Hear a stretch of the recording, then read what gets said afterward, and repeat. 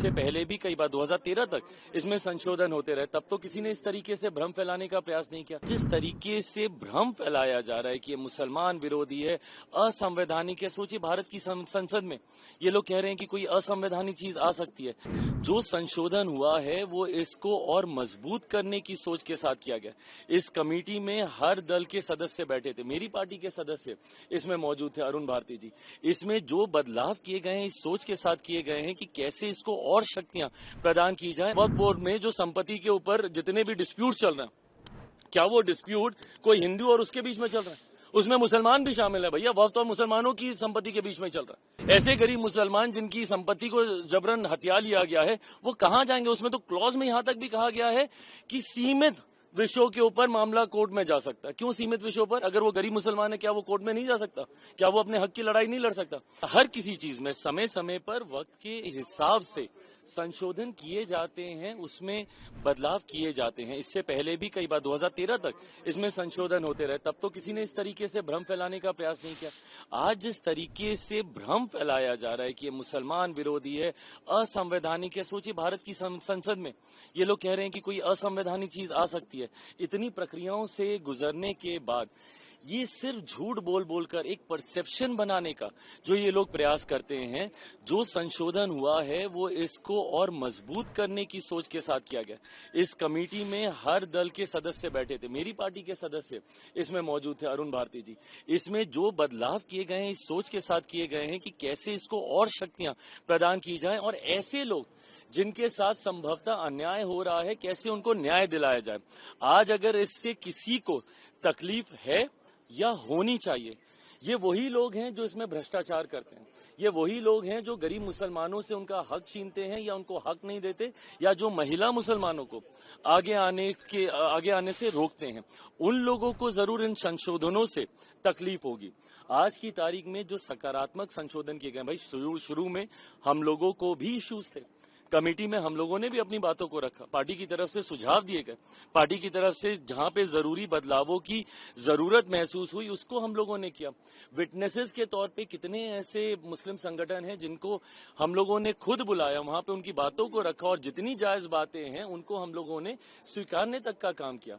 पर दिक्कत यह है कि विपक्ष जो भ्रम फैलाने का प्रयास करता है वो चाहते ही नहीं कि गरीब मुसलमान, जिसमें पसमंदा हो, अंसारी हो या महिला मुसलमान हो, जो लोग आगे आना चाहते हैं उनको ये लोग आगे आने से रोकते हैं।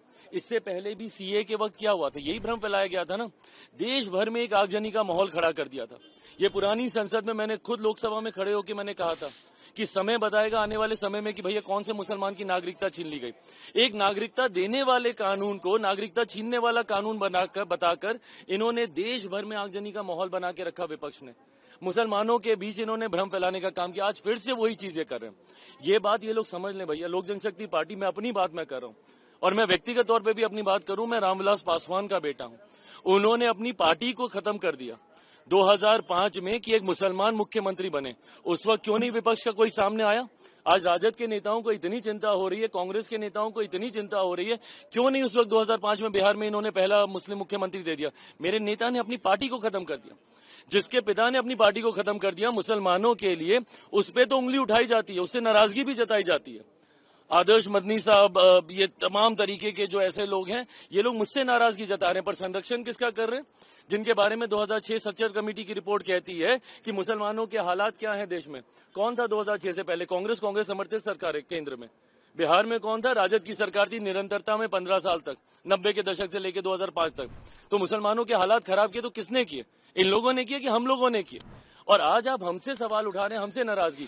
जो विपक्ष आपको भ्रमित कर रहा है, जो आगजनी का माहौल बना रहा है, सीए को लेकर देश भर को इन्होंने जलाने का काम किया। किसकी नागरिकता छीन ली गई? आज वही भ्रम फैला रहे हैं। क्यों? क्योंकि लोग चाहते नहीं है कि जो कमजोर मुसलमान है, जो गरीब मुसलमान है या महिला मुसलमान है, उनको आप आगे आने दें। अपना आधिपत्य जता के रखना चाहते हैं कुछ मुसलमान ऐसे जो कि चाहते ही नहीं।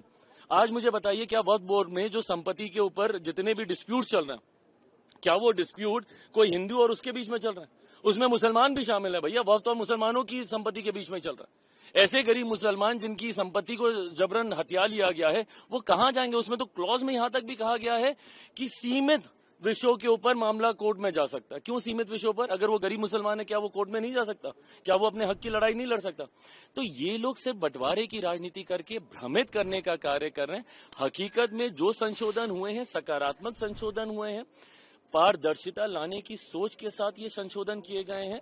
मौजूदा स्वरूप में, जिसमें सुझाव लोक जनशक्ति पार्टी रामविलास के द्वारा भी दिया गया था, मौजूदा स्वरूप में जिस तरीके से संशोधनों के साथ इस विधेयक को लाया गया, लोक जनशक्ति पार्टी रामविलास इसका समर्थन करती है। सारे कंडीशंस को रिजॉल्व किया गया है।